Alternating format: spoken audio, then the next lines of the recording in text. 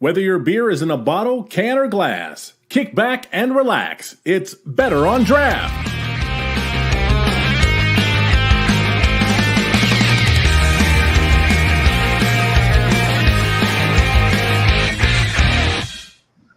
Welcome, everybody. Episode 353 of the Better on Draft podcast. My name is Ken. Thank you so much for joining us. I truly appreciate it. I know we've been slacking on the podcast lately. I will take full blame for that. As if you are unaware, I posted earlier in August, I will be actually leaving Better on Draft here at the end of the year. So with that in mind, I'm going to be focusing a lot more on Michigan beer closing out the end of the year, bringing some old guests in, bringing some guests that we haven't had a chance to talk to in our 9.5 years. So I am excited. But with that in mind, let's go around and see what everybody is drinking, starting with Rob. Rob, what do you got? Today I am celebrating finishing floor cleaning or floor stuffing with Bourbon County Brand Stout, the coffee version, 2022. Wendy, what about you? I am drinking an Old Nation M43. For myself, I have a Kings Island Happy Camper S'mores Blonde Ale from Sonder Brewing from my last trip to Ohio a few weeks ago. And we do have a guest with us today to shoot the shit about beer. Why don't you introduce yourself? Tell us a little bit about your social media and what you're drinking too. My name is Steven Seidel. I go by Hold My Beer on Facebook.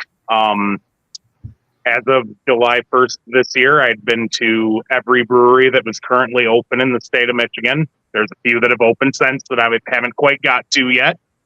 But yeah, today I'm drinking a cream ale from the Bearded Lamb, where I'm actually shooting at in the basement. So, and I've been a bartender here for 2.5 years as Bearded Lamb and 3.5 years as when it was Liberty Street. So cheers.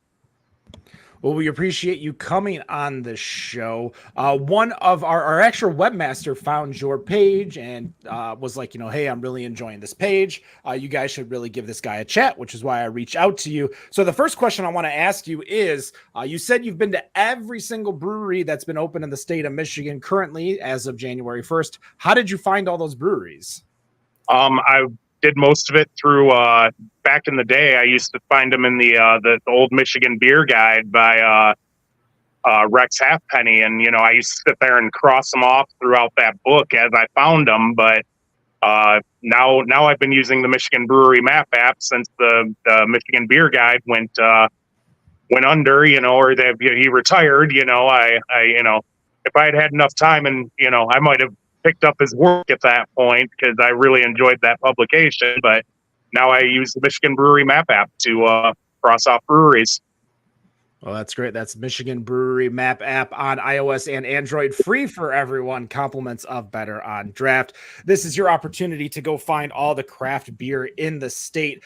Find out everything, if it's dog friendly, if it's got an on-site kitchen. Yes, I'm doing my own promo for my own app, but I want everyone to go enjoy Michigan beer, just like Steven here did by finding all of the breweries. So let's go through a day in your beer tourism. When you go to a brewery, how do you address it? Do you look at the beer menu? Do you order a flight? Do you how do you get the best value out of that brewery? Well, about 90% of the time I'm with my girlfriend Crystal, who's not here at the moment, but we go and we get a flight usually, and we try 4, 5, 6, how many ever are on the flight, and we usually split a flight. And if the beer is really good, we'll probably get a second flight if they have enough beers to compensate or cover that. And then if there's something I really like, I'll take growlers or cans or whatever home with me, and we usually will continue on. I mean, there have been days where we've hit 18 breweries in a day. We've hit 22 in like 1.5 days one time. We were in Asheville last summer and hit 15 in a day. So you can really put some breweries behind you if you're doing that, and they're close enough to safely walk to and from or have Ubers take you and everything. But when I'm driving around and hitting breweries, we try to make sure there's, distance in between each one, and we'll have a flight at each one and move on to the next one. And after driving between 8 breweries, I've spent 10 hours driving and maybe drank a total of 4 beers throughout the day, so we try to keep it, safe, and, then we'll get to a place for the night, and then we'll just walk around and hit 3, 4 more. And, but yeah, we just go around, we hit breweries. It's great.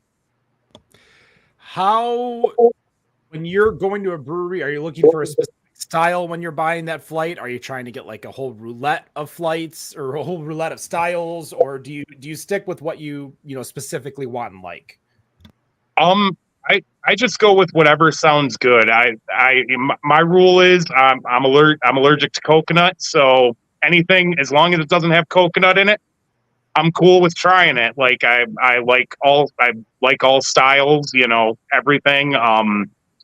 And usually I'm pretty good at judging whether it's good for it's a good representation of its style or if it's not. But like some of my favorites, I like some darker stuff, some stouts, some porters, hazy IPAs, regular IPAs, Box, Doppelbox, Lentil Box. I love the Bach families. Your lighter German lagers, your Hefeweizens, you get Helles lagers. All of it's great. I just loved, I never zero in on something, but whatever I'm feeling at the time. If I haven't had a black IPA in a while, I'll be like, oh yeah, let me get the black IPA, and I don't ever go, all right, I'm just going to get the hazy and compare, hazies between every place that I go, or I just go with it. Whatever sounds good to me at the time, I'll compare it to beers I've had in the past that fit that style. And that's just how we do it. My girlfriend leans more towards sours and things of that nature, but we get quite a bit of those. But other than that, yeah, I just pick what sounds good, or what people in the tap room are talking about when I sit down and order like random guy might be like, hey, the stout's really good, here. So maybe I'll order the stout. And sometimes people mislead you a little bit, and some are good, some aren't, but that's just kind of the way we do it.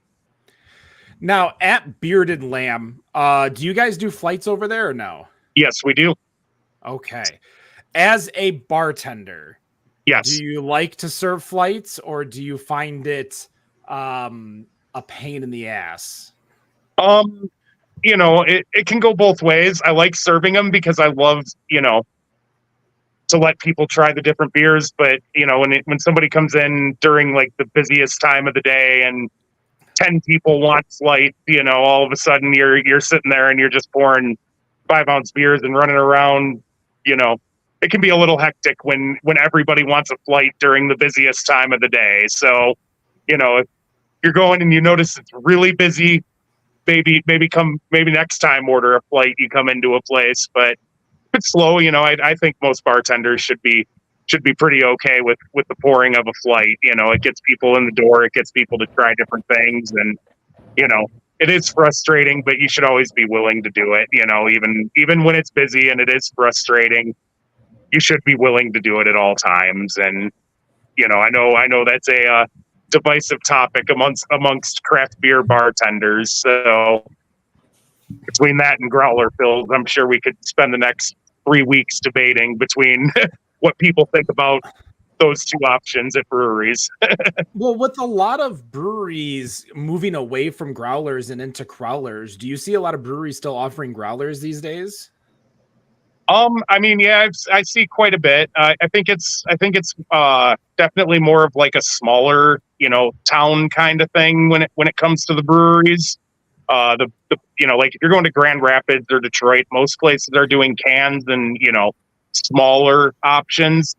But I notice a lot of like, if you're up in like say Grayling or some smaller towns that are bigger but not big enough, growlers tend to seem to be a little more popular in those areas. And I carry them with me, but I really don't use them a whole lot anymore these days. I'd prefer cans or just drinking it on draft myself, you know. So once in a blue moon, I'll get a growler fill if something tastes really good, you know.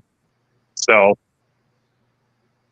yeah, I see it a bit, but you know, it's definitely becoming less and less prevalent throughout the years. Like growlers, I remember when I first started working at Liberty Street, we were on like Thanksgiving Eve, we would do, you know, growler specials, and I'd have a line of like 80 growlers waiting to be filled the minute we opened. Now, Thanksgiving Eve, people come and get their growlers filled, but not quite at the volume where we have them lined up, you know. So I have so many growlers at my house. Like, as do I I. can't even talk about how many growlers I have from different places. So I want to go back to your travels because this is something that is very near and dear to my heart. I started doing what I called Operation MI Brew, and that's how I hashtagged it on Instagram. Because when I started like 5 or 6 years ago, that was the only way to track it. So I'm just wondering, how do you track what breweries you've been to before Michigan Brewery Map app came out? Like I said, I used to do the Michigan Beer Guide, and they had the listings of all the breweries in there, and I would just go through and cross them off with a pen. And then once the map app came out, you know, the last issue that I had it up to date, and just went through the map app and crossed off the ones that I had already crossed off in the Michigan Beer Guide, the last Michigan Beer Guide issue that I had.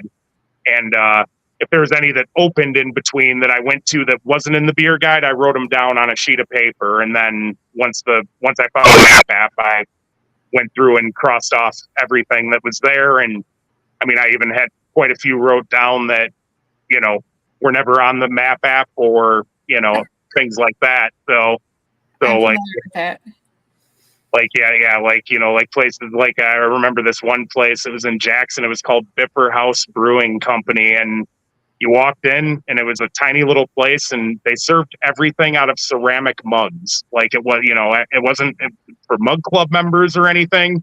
Everybody was served in a ceramic mug. And this was probably 2014 or 15 that I went there, and they went out of business in 2016, 17, somewhere in that area. So like that place never even made it on the map app. And luckily I had it written down because I probably wouldn't have remembered it. So before I move on, though, I do want to say that kudos to Ken and his team for the Michigan Brewery map app on that, because that is one of my favorite features, is that you can check off which breweries you have been to already. Yeah. So that you can keep track of that. I absolutely love that feature. I was super excited when I found out we could do that. How many breweries is it that you've been to? Do you know the number off the top of your head?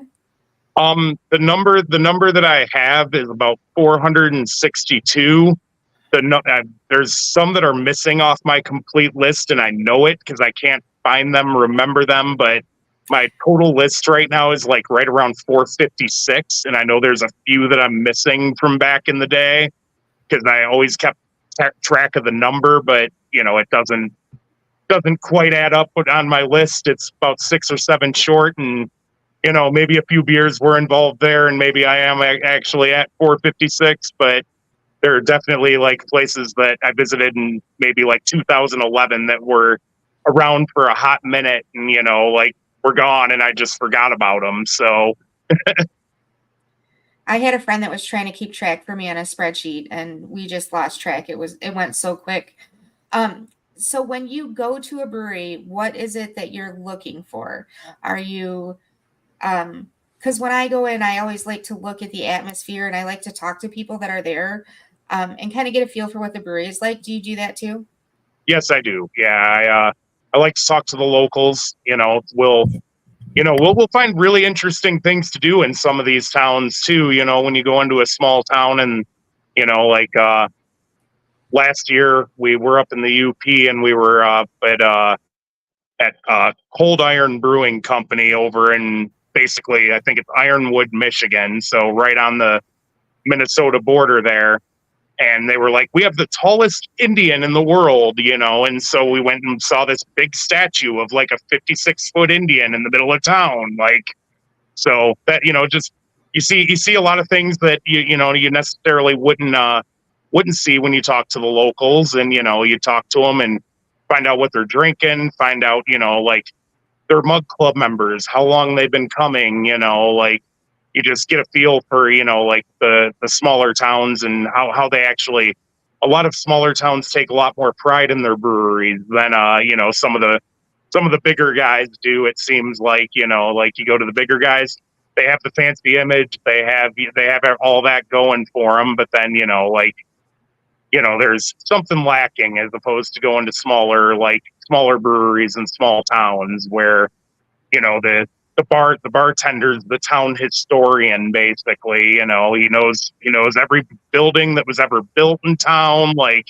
you know, when Wild Bill Hickok passed through or something in 1848, he'll tell you about it, you know, like, and it's always interesting talking to the locals and, you know, finding out how they feel about beer too, you know. So I always enjoy doing that.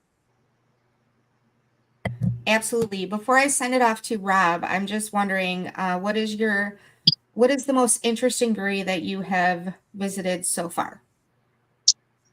Well, it was very recent, actually. And I'll leave this to just the state of Michigan as far as that goes. But I was out in Pullman, Michigan back in June and went to a place called Rusty Rocket Brewing Company.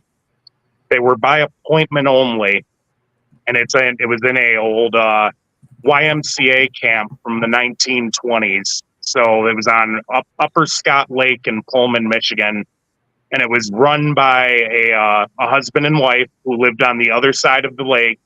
They took their boat to work, and they donate all of their proceeds to charity. So everything they do, all the profits, everything goes directly to charity. And the beer he was working on a 1-barrel system, and everything was awesome. It was on point. It was delicious. And I think it's like a slice of heaven in Michigan, basically. Like, I didn't think I would find one this late in the game where I was just like, I love this place and I love these people. But I would recommend going to Rusty Rocket Brewing out in Pullman, Michigan, if you get the chance. That's awesome. So we just put up on the screen that Dan Leach said, if you're not talking to the locals and making an attempt to immerse yourself in their world, then I don't see the point. And I 100% agree with that. Like, so bye. You learn so much about not just the brewery, but about the town that you're in and about the people that you're talking to. I think it's amazing. Yeah. Rob? Yeah. Well, I am the one person who is not in Michigan here. Sorry, am I low? I was having just a little issue, but so I get closer. So I'm curious about the places that you've gone outside of Michigan. Well, in a couple of months, I've got something planned for the page, actually, where we in 2022, me, my mother, my girlfriend, and her mother, we all took a road trip to the Great American Beer Festival out in Denver. And we did not take the most direct route to get there or the most direct route home, but we hit 20 states on the trip. We had 33 breweries throughout the trip, and of course, 2 days spent at the Great American Beer Festival. More recently, and I'm gonna go, like I said, I'm gonna go through and relive that entire experience, which is another great thing I love about doing the writing after having visited the breweries.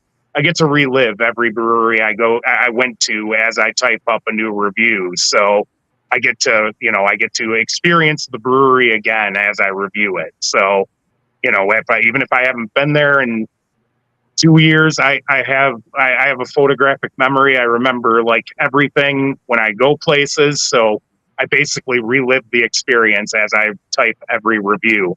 Like last year, we went on a cruise and we went down to like New Orleans for a few nights, hit some breweries in Louisiana and Mississippi and Florida along the way. Then we went on our cruise, and then we came back and we hit like Asheville for a night and a half and hit a ton of breweries there. And like I said, on the one day we hit 15 breweries just walking around Asheville, and it was a great time. And I probably spend too much time planning my vacations around beer, but it's a lot easier when your girlfriend actually likes to do it too. So even if she doesn't like the drink much, she likes the visiting places and meeting new people, and it's great.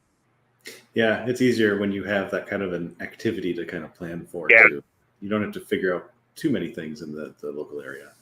Our first date was actually at 4th Street Brewery back in the day. So, that was where we went on our first date at, was 4th Street in Lincoln Park. So, and that was 8 years ago now. So it's been a while. Nice. And just for people who may have missed it, that'll be on the Hold My Beer Facebook page, right? The MI there, that you're going to go through that road trip to GABF and back. Yeah. I'm gonna do it. I'm gonna basically relive each day as we did it. From going to be October 1st through the 13th. So you'll see the sites we saw, the places we saw, the things we did along the trip. It won't all necessarily just be about the beer. We'll take our trip to Mount Rushmore and things like that along the way too. So it was it's going to be fun. So I hope everybody enjoys that idea, and I enjoyed writing it because it's ready to go at this point. I'm just waiting for it to be posted. So that's got to feel good too. Yeah. Well, I've gotten about 3 months ahead on these posts, so I can cut and paste for about the next 3 months and just have posts ready to go. So Mount Rushmore is very tied to beer. Everyone has their beer, their beer more and such. Yeah. Yes. Yep. I may include something. I may have included something like that at the end of the trip too, where we compare beers to Mount Rushmore. So perfect. Yeah. Wait, really? I can't wait to read that now. Yeah. No, I didn't know that. Yeah. No, we'll have to wait till the month of October because it's good. I'm going to do it on the day that corresponded in 2022 to when we were traveling. So it'll be a lot of fun though. That kind of answers one of my questions, but I still want to know more about it. I noticed that you write some very detailed posts about the brewery and the area when you're reviewing it. And I was wondering if you did the research before you went to the brewery. It sounds like you do it kind of at the brewery and after, but can you talk about that process? I do. I walk, we'll drive through the town a little bit, scope out, what they have, like see what they got. And then, like I said, I talk to the locals and everything. And then when it comes to the reviews, when it comes to when I talk about an old building and everything, chances are I just research that on my own for the post. And I mean, I'm not, I've been into hundreds of breweries that are from the 1800s. I can't remember which ones were built in 1872 or 1885 and which ones had a post office, which ones had, other breweries in it, which ones, so I do a lot of that research when I'm talking about the buildings and the towns. I'll do a little bit of that online and, as I'm typing the reviews and such, and just as a reminder of the things that we did and saw while we were on these trips, so. Yeah, well, I want to let you know I did appreciate them. I've read a couple of them. I saw your most recent one is at the Mitten, and I'm actually headed to Grand Rapids next week for Labor Day weekend, and our Friday night trip is planned for the Mitten. I'm jealous. So there's, but besides the Mitten, Grand Rapids, they've got plenty of great stuff out there, Arvon, Lost Art, you got, Archival, you've got so many good beers out there, so many good breweries. To tie back an earlier question, that's one of the times I bring a growler with me, and we get growler fills at our brewery so that we can have beer back at the hotel when we're done. Yeah. Back at the hotel is probably the most often that I get growlers filled for too. But yeah, great town. Love Grand Rapids, and that was the town it took me the longest to cross off the list. Many visits through Grand Rapids to cross the breweries off the list. They pop up quick there too.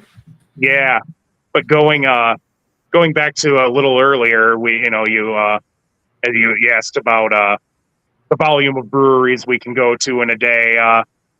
On one of our trips to Grand Rapids, we learned about the earning the Brusader T-shirt on a Saturday afternoon. We had earned our stamps by Saturday night.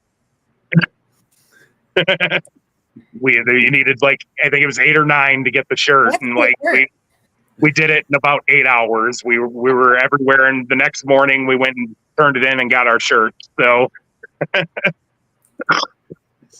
excuse me.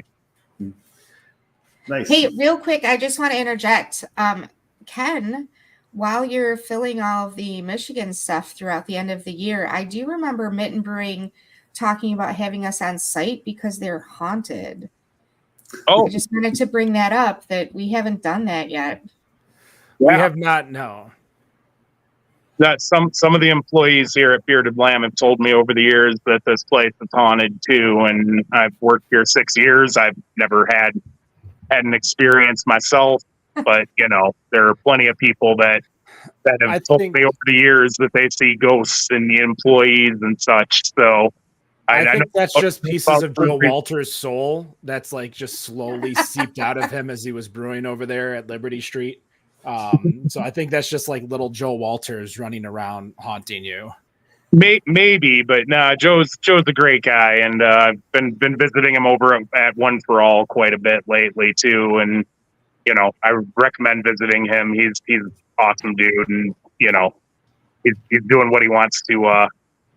He's doing what he wants to do, as opposed to when he was here. He was he wasn't the man in charge, and he had to listen to other people. He likes doing what he does by himself, I believe now. So he's but yeah, Joe's been a great friend of mine for 6 years. So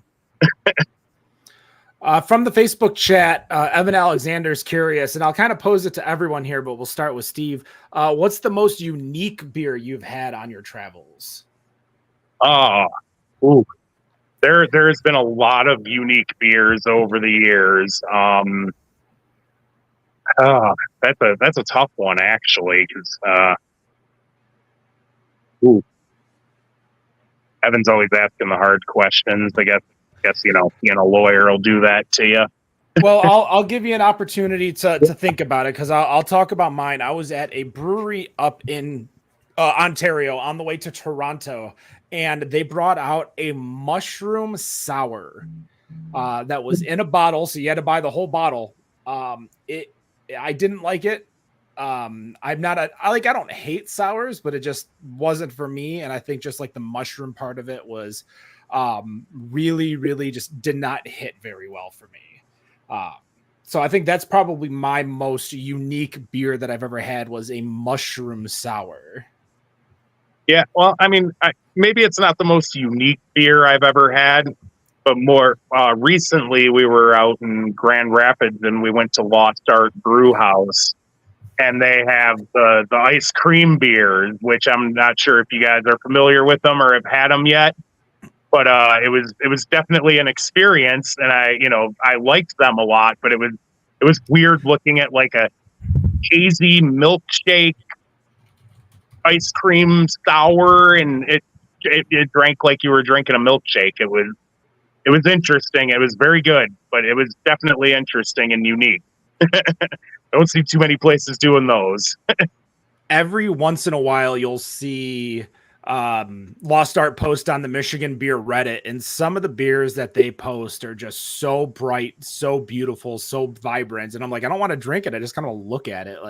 It almost looks decorative. That's how vibrant the actual the actual beer is. Robert, Wendy, you guys want to take a stab at the question? The first thing that popped into my head, it isn't really a unique beer so much as the whole experience. And that, I know I've talked about it before, but Chip Beer out in Bangkok was just amazing. And then they kept kicking kegs, and they kept putting new kegs on that were brewed by the students at the beer school there. So basically 1 barrel systems, probably half barrel systems. And the students would get up and say whatever in Thai that I didn't understand, and then start serving the beer. And that's how the day went. It was great. And the thing that I brought back from there was Porn's Milk Stout. So Nice. that was a unique beer experience that I absolutely loved and will never forget. Wendy, you got one? So one of the most unique beers I've ever had is in Brighton Brewery Becker. When they first opened, had a navy bean soup beer. And I was like, there's no way I'm going to like this. It was actually really good. It actually tasted like navy bean soup. I don't know that I could have had like a full glass of it, but it was a pretty decent beer. It literally tasted like navy bean soup. That's interesting. Yeah, that's definitely. I haven't found anything to top it yet. So There was the pizza beer and the money beer that, you know, the big ass money stout from Evil Twin, which was made with like money and frozen pizzas. It was Yes. it was definitely gimmicky back then. Now I think I don't know if people would even care too much. Like that's what they had to do to get people to drink their beer back then. Not that it was bad, but it was, you know, you were trying to fight, but now it's really hard. But from Bill, he wants to know, how many times did it take you to go to the UP to mark all the breweries in the UP off? Well, the UP was definitely interesting trips to do it. We have friends that live on the eastern side of the UP that we go up and visit about 2 or 3 times a year. So we kind of worked our way, you know, basically to about Munising throughout the years, multiple visits, you know, cross 1 or 2 off at a time, you know, and then we'd come home. But last year, 2023, we went up for the UP Beer Festival, and we came up with a plan to go all the way from the west of Munising, Escanaba, and hit everything in about 4 days, which included trips down to Menominee, trips over to Iron Mountain, up to Copper Harbor, in through Keweenaw, Fulton Hancock, you know. So we ended up crossing off the last 23 on a trip last year up to the UP Beer Festival. The 9 of them were Phuket, so it was easy to hit those in one day, but the other ones were a lot of driving and maybe hitting 3 or 4 a day, because we were driving 2 hours between Menominee and Alpha, Michigan, or, you know, Kingsford and Iron Mountain, or Marinesco and, you know, Copper Harbor. So, you know, like it was definitely a intense drive, but I used to drive for a living for quite a while, so I'm used to keeping a pretty strict schedule if I'm the one behind the wheel. And you know, maybe if it's, you know, 75, I might be doing a little more than that, but, you know, not excessively over that, you know, 80, 85, but, you know, I kind of got a little bit of a lead foot, but as do most.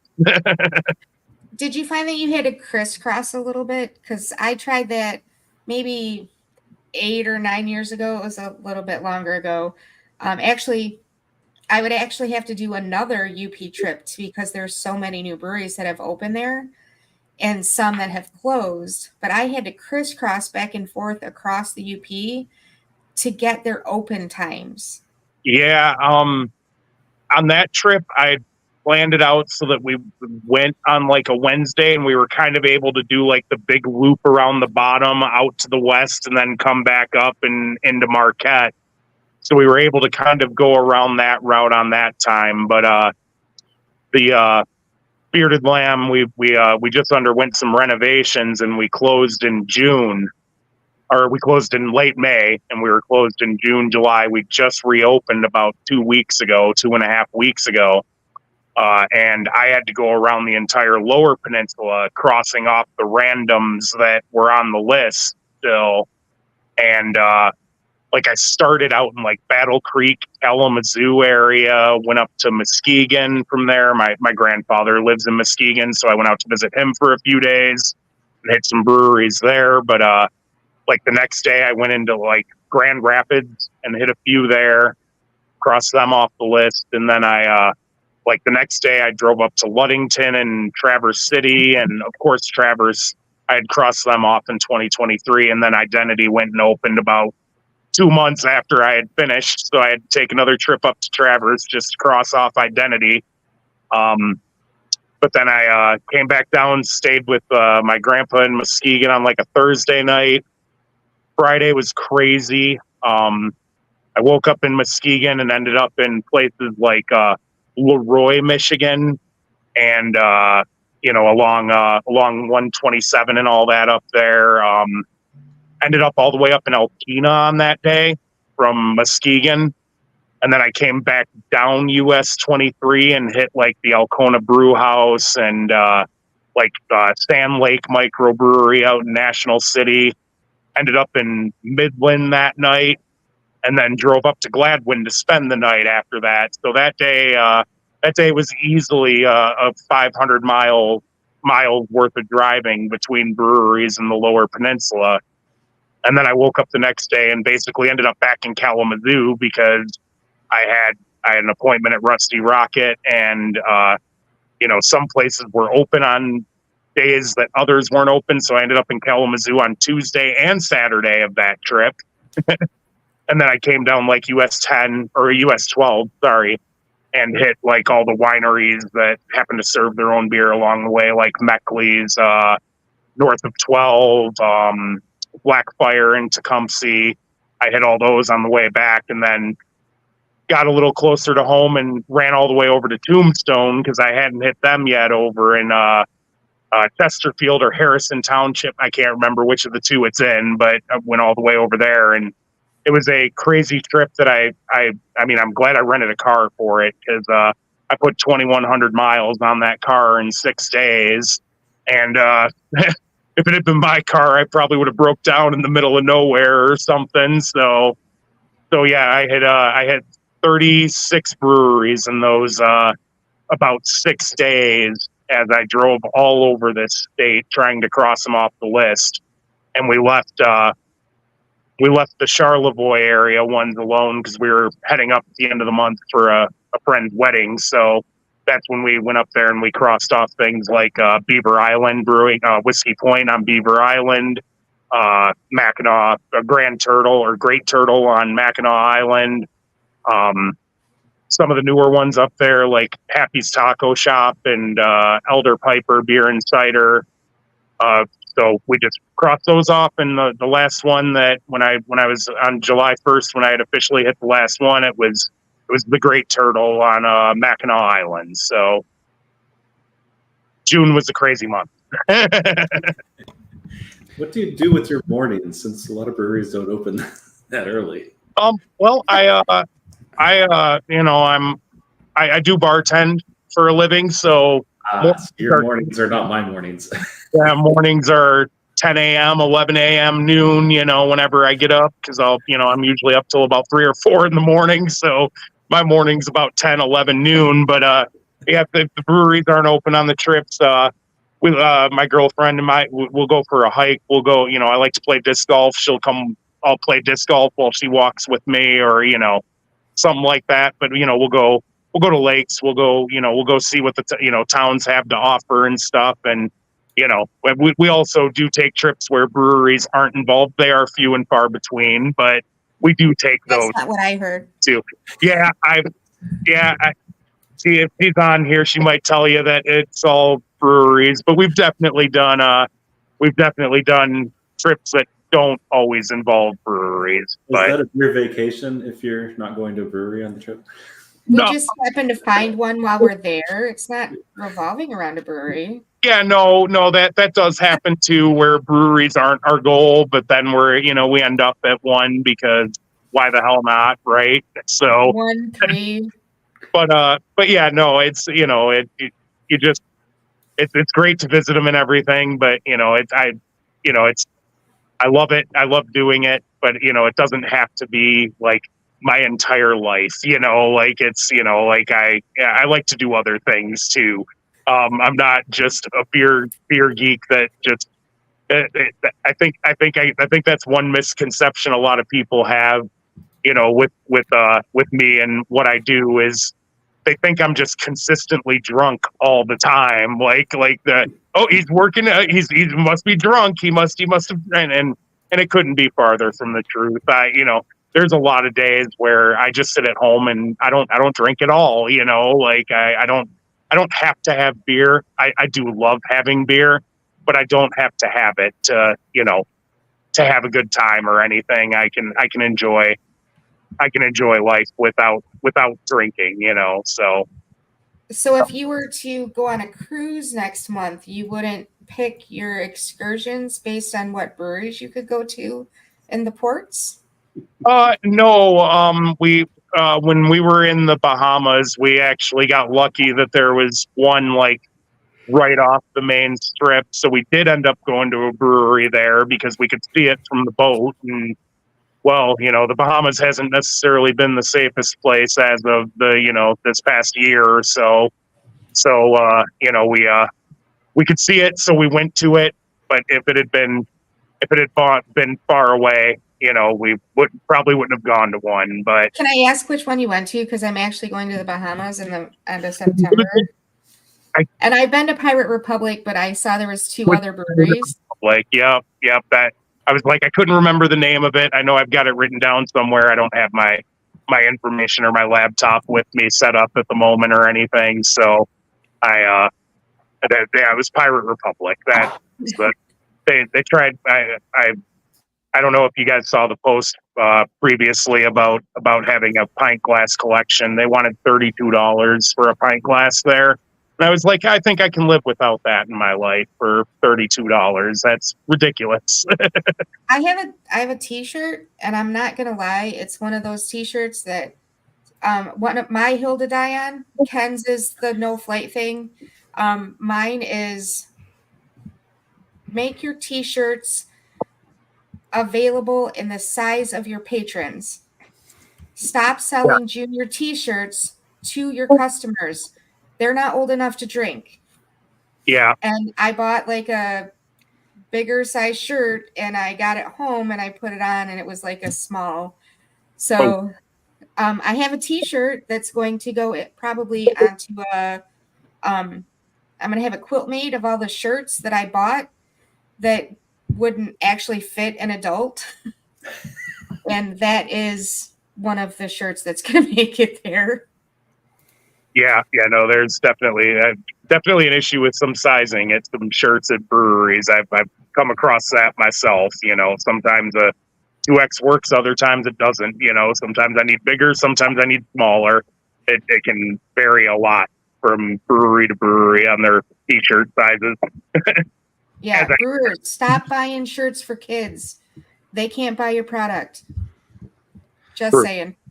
True. All right. Well, we got 15 minutes left in the show. I got a few rapid fire questions for you. I want to get to know you a little bit more personally. All right. At a party, are you bringing craft beer for yourself because your friends aren't drinking the craft beer, or do you just drink what's available? I'm most likely going to bring beer, but I'm willing to share it with everybody and try to get them, even if they're not craft beer fans. I try to get them to taste it and convert them from their Miller Lights or their Bud Lights, and try to get them to taste something new. Like I'm sure there's quite a few people that are commenting that I know that can vouch that if I come over to your house, I'm bringing some beer with me. All right. Well, you're at a bar and a friend buys you a Miller Lite. Do you say no, thank you, or do you drink it? I'm gonna go with how good of a friend are they? they're your friend. They bought you a beer, so they're a good friend already. Yeah, no, I'll probably drink it, but I'm probably, I'm probably not going to necessarily enjoy it. But it's beer, so I'm not going to let it go to waste. Beer's not available. What are you drinking? Actually, I've actually lost quite a bit of weight over the last year or so because I quit drinking soda and all that. So if I don't have beer, I'm drinking tea or I'm drinking water. Usually, I don't drink caffeine at all. I don't drink coffee. I don't drink Mountain Dew or any of that anymore.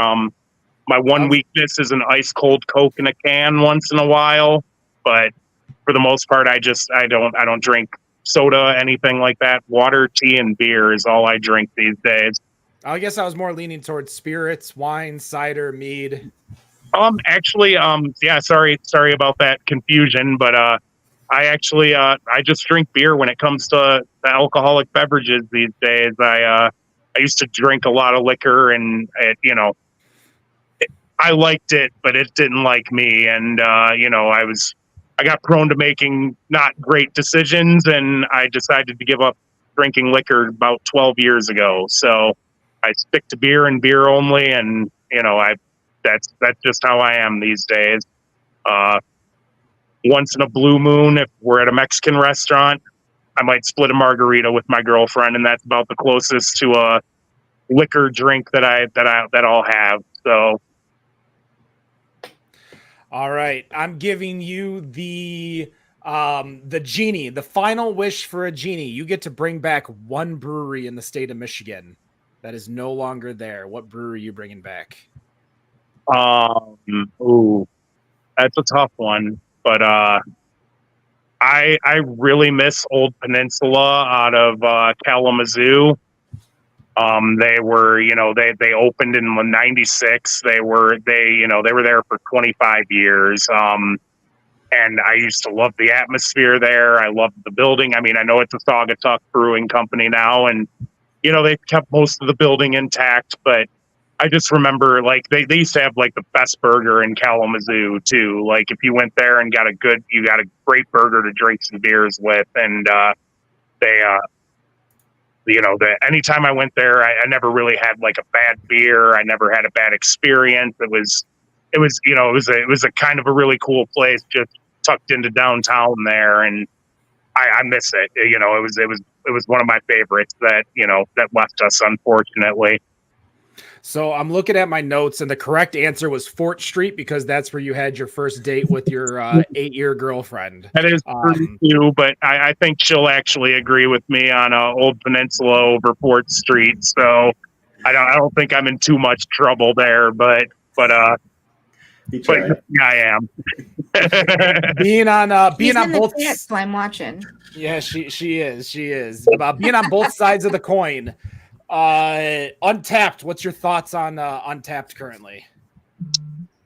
I use it. That's part of the way I'm able to, when I do a review and I talk about the places, and some of them I haven't been there in, like I said, a couple of years, or so I look back on my Untapped, see what I tried. And I if I look at their menu currently and that beer isn't on their menu, I usually won't even write about it. I'll just be like, all right, these two aren't on their menu. I'm not even going to write about them because I don't want people to see my post today and be like, hey, let's go there and try this beer, and it's not there. So I use it for that. And, it's a good way to it was a good way to also go through when I got the Michigan Brewery Map app and check off breweries that I had been to by looking through my history. I use it more as a history tool than anything. The ratings are kind of arbitrary for the most part. I'm only really stingy with 5s. You gotta really impress me to get a 5. But I've gotten away from Untapped in recent years. I check in at new places and that's about it. I don't even check in on my couch anymore. any of that. Like if I try a new beer at home, usually not signing in into Untappd to check in a new beer these days. Rob, you like Untappd still? I think Wendy does too. What's your thoughts on Untappd these days? That's about how I use it, actually. I do still like it, and I do still moderate on there and try to keep things up to date as much as possible. But yeah, it's not. I don't go there immediately in order to check in a beer, for example. At a beer festival, I will check in beers, but not rate them. I might put notes if I, can still taste the beer. I'll put notes, but getting deep into the festival, maybe less. Yeah, that's kind of how I use it. You're the opposite. What does that mean? I'm opposite. Sitting at home, I will check in a new beer. At a festival, I cannot, for the life of me, check in all those beers. I get to talking to people and I forget what I had. I try to, if something really, really makes an impression on me, I will make a note of it in my phone so that I can go back and check it in or talk about it with, even Better on Draft. We've done articles about it, like what really impressed us. So I try to pay attention to that. But at a festival, I could probably hit like so many of those badges, like the way above what I'm at, if I'd have checked in half of the beers that I've had at festivals. Yeah, I mean it's hard to get a signal too at festivals too if you're trying to check stuff in. Like even getting a signal to call an Uber or a Lyft at the end of the night can be difficult. So. Yeah, especially if you're at the UP Beer Festival, which only had, I know when I went last year, had one Uber driver, period. We ran into that problem. Oh, sorry. We ran into that problem a few years ago at the World Expo of Beer, and that guy's car broke down. So people were all walking home because the only Uber driver in town, his car broke down. Thankfully, the last time I went to World Expo, I stayed at Bavarian Inn Lodge. So I sprung for the room just so I could walk to and fro. Yes. And they had a late night bar with pizza, and it was easily the best decision I ever made. Plus, running into a lot of the sales reps there who want to buy their beer for you. So you get an opportunity to drink and drink and drink on top of the drinking you did all day. There was that one year that Heartland's alt beer was in the not the VIP tent, but the volunteer tent. And I remember once I found that there, I don't think I left the volunteer tent for the rest of the night. They don't do that anymore. Oh, it's shifts. Your volunteers get to go in shifts to the tent. You can't stay the whole night like you used to. It used to be if you worked the first shift, you could stay the rest of the night, but that's a lot of volunteers. What's the festival you haven't been to that you want to get to?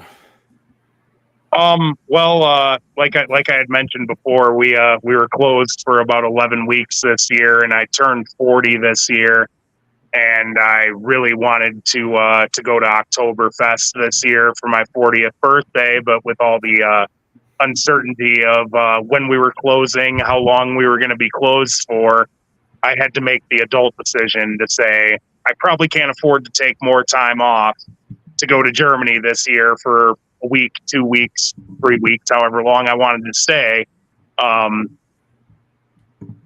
with all the additional time that I've taken off over the past couple of months. But I made up for it by visiting 80 breweries since June, basically. So we've been to places, and it's been fun. Let me ask you this: will you still be 40 at the end of September next year? No, I'll be 41. I'm not. I'm proud of my age at this point. Like, it's you feel old, but you feel young too at the same time. Like 40's a great age. You're kind of in the middle. Yeah, I was hoping you might have had one more chance to get there while you were still 40.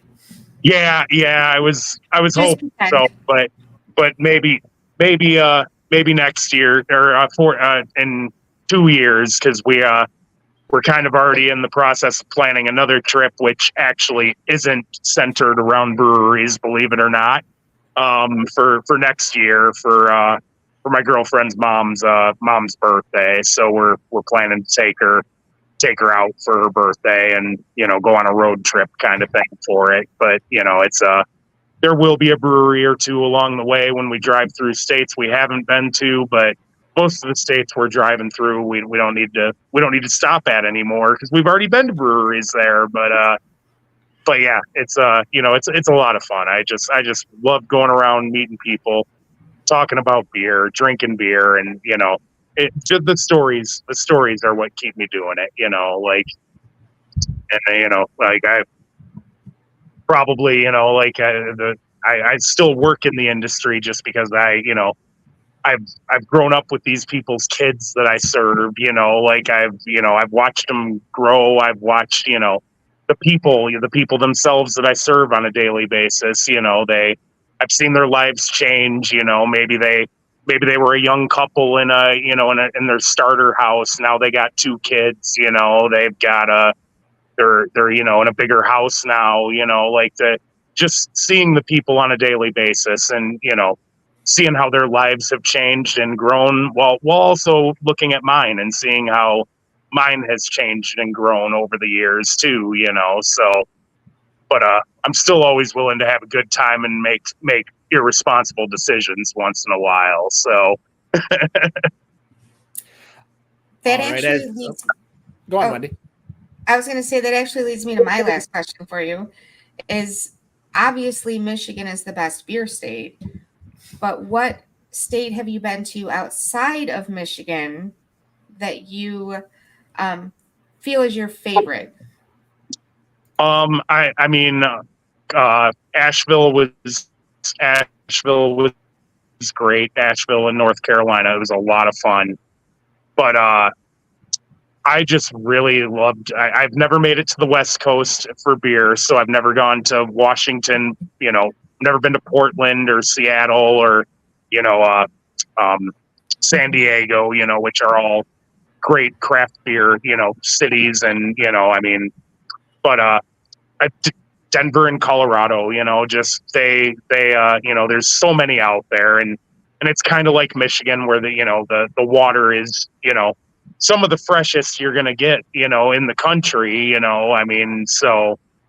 So they make really high quality beer out there in my opinion too, and just between the history out there too, there's places that have been doing it for 40, 30, 40, 50 years, we have examples of it in Michigan too, but not, I think Denver and Colorado kind of had a head start on us in that, in that capacity. So, but eventually I would like to make it out to San Diego, Portland, Austin, Texas, you hear a lot about their beer scene, and, I've been out on the East Coast, and, like places like Treehouse, you go to the brewery there. It's basically Disneyland for adults is, the best way to describe that massive campus they have there. And, the amount of volume they move out of that place is ridiculous too.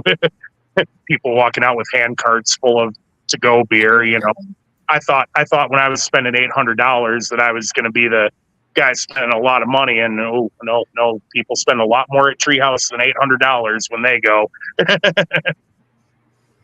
But yeah, they have just a lot of great beer throughout the country, and and in the state of Michigan specifically. I love our beer scene. Just I would put ours up against anybody's.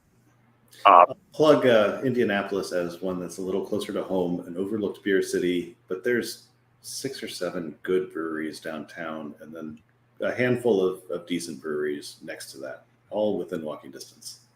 Yeah, no, I actually haven't done too much drinking in Indianapolis as far as breweries go. I used to do a lot of driving to Indianapolis for my grandfather back in the day, and he used to send me down there on like a weekly basis. But I was under 21, and 2001, 2002 weren't exactly the craft beer, strongholds that we have now, where every block has a brewery on it. You had to look for them, and at the age that I was at, walking into foreign bars or foreign stores with your less than legitimate ID, like it was a little more nerve wracking when you walked into places you weren't familiar with, trying to use your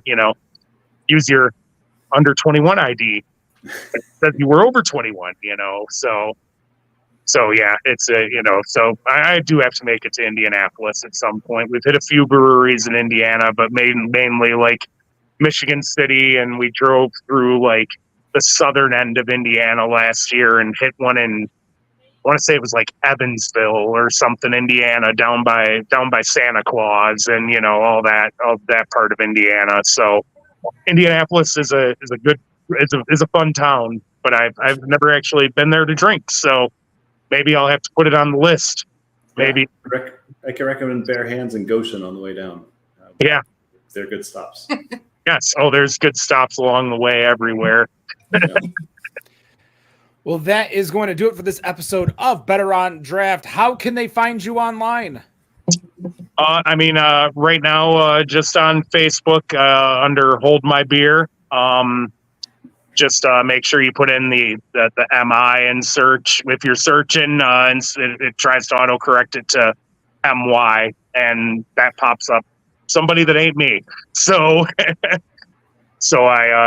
that's the best way to reach out to me. I mean, at some point, maybe I'll add other socials. I've never been a social media savant by any means. I'm just a guy who likes writing about beer, and I've kind of actually become addicted to it. So, well, thank you so much for joining us. We appreciate it. We will be, I think, back next week with another episode of the Better on Draft podcast. We're going to be getting in a lot of episodes before the end of the year. We've got some special guests upcoming, a little teaser, if you may. Nick the Brewer is going to be coming back for one final episode. We got Jack Satuna coming on, Kevin DeGrud over at formerly North Center Brewing. We actually have our final episode booked, which is going to be the last Friday of December, with a very special guest. You could probably guess who it is based on just everything that goes on within Better on Draft. But I thank you so much for joining us. That's Better on Draft. Oh, you know what? Let me make sure to tell you guys, the show's going to keep going. The show's going to keep going. The site's going to keep going. The app's going to keep going. I'm just stepping aside. So I'm here to party and have a good time for the next few months. So hopefully you guys join us on this final tour of craft beer. And no matter what you think of your beer, we think it's Better on Draft. Have a good night. Cheers. thanks for having me, guys.